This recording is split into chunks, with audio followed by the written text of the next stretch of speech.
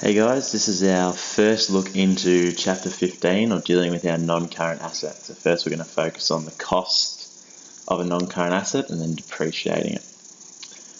So first of all, non-current assets are generally more expensive. Think of a delivery vehicle, big bits of equipment, a building, etc. So it's not something that a business can easily have the right amount of cash for.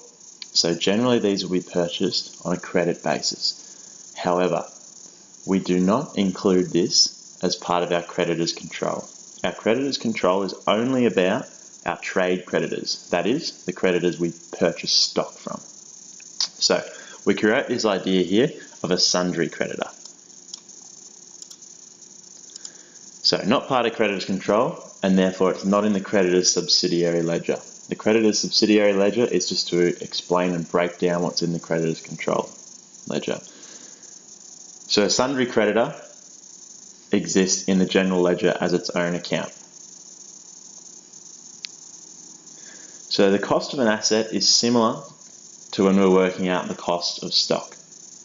So the cost of an asset includes all costs incurred in getting the asset into a location and condition ready for use that will provide a benefit for the life of the asset. So it's also an important bit down here, the life of the asset. So examples of things that would fit into this are delivery, so our freight in, modifications, so if there was a new delivery van and they had to get some special shelves put in the back, that would be a modification. So modification is somehow changing the non-current asset so that it can do the job that the business needs it to do. And then finally, installation. So if it's a big computer system, we might need the tech guys to come along and set it up in the business so it's ready to go. Or if it's a big bit of specialized equipment, we might need someone from that company to come and set everything up.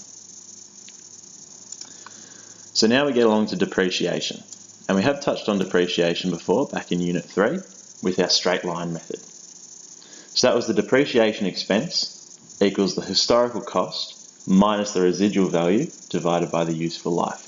So historical cost, what we paid for it, take away the residual value, remember that's an estimate of what we think we can sell it for, and the useful life is how many years we'll have it for. So the residual value is how much we think we could sell it for or what it's going to be worth at the end of the useful life. So each reporting period, the same amount of depreciation is reported. Right? That's why we call it the straight line method, because it's always the same amount.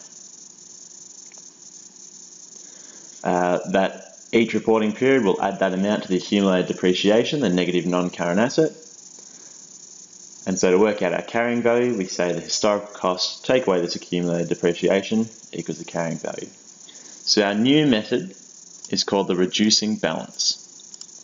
Okay.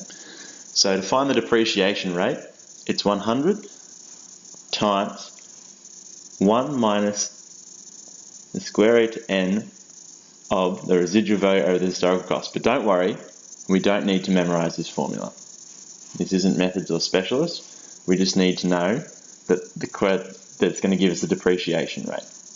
So we'll get a depreciation rate. It just could be funky. It might be 25.47% or something like that. So all we have to do to work out depreciation each period is to multiply this depreciation rate by the carrying value. So what this reducing balance does is it attributes a higher portion of the depreciation at the start of the non-current asset's useful life.